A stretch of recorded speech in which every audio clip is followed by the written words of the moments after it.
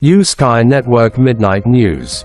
The state teachers' retirement system of Ohio will pay former executive director Bill Neville $1.65 million in compensation and benefits after the board effectively fired him last week. Neville was put on leave last November after an anonymous letter accused him of creating a hostile work environment. A Worthington law firm, Haynes Kessler Myers and Postalakis, was appointed by the Ohio Attorney General's office and found most of the accusations in the letter were unfounded. Local hospital and public health officials say data show concerns about an increase in contagious diseases caused by the influx of Haitian immigrants in Springfield are overblown, though the population boom has increased costs and wait times for some health services. The Haitian population is extremely interested in getting up to date on their vaccines, and they're getting vaccinated at a higher rate than the people who have lived here forever. They frankly trust us as public health experts, they trust the science, and they're getting vaccinated, said Chris Cook, Health Commissioner of the Clark County Combined Health District. Unlimited digital access, every day. The Haitian Bridge Alliance filed a bench memorandum and supporting affidavit in Clark County Municipal Court on Tuesday, asking local authorities to charge former President Donald Trump and Sen.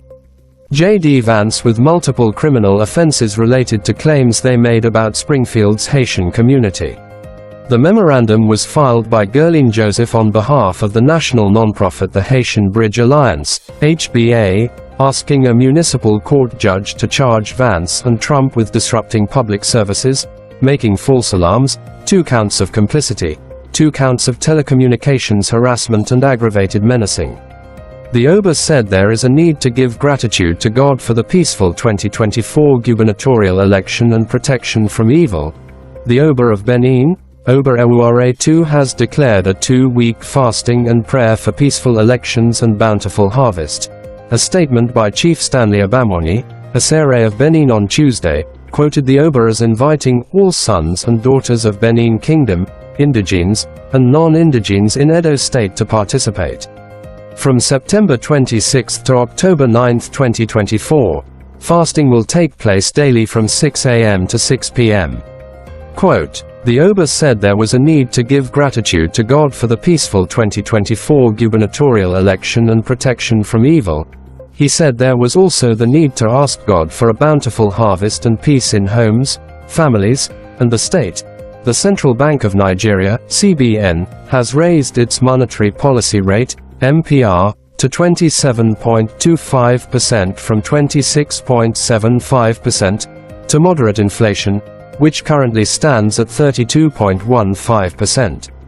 The CBN governor, Oluyemi Cardoso, made this known while addressing journalists after the bank's 297th Monetary Policy Committee, MPC, meeting on Tuesday, September 24, 2024. The committee was unanimous in its decision to further tighten policy and thus decided as follows: 1.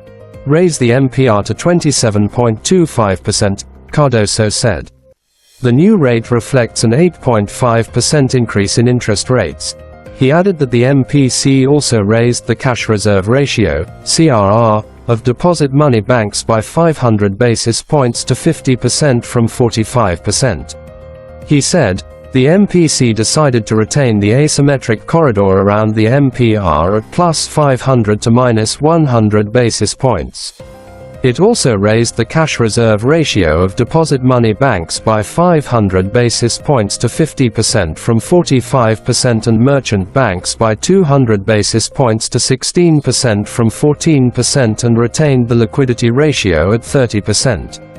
Cardoso further said the MPC retained the asymmetric corridor around the MPR at plus 500, minus 100 basis points and also retained the liquidity ratio at 30%. The committee noted the moderation in headline inflation year-on-year in July and August. In addition, the MPC noted the relative stability and convergence in the exchange rate across the various market segments, resulting from the apex bank's tight monetary policy stance. He said, according to him, this is expected to improve confidence, enabling economic agents to plan in the medium to long term.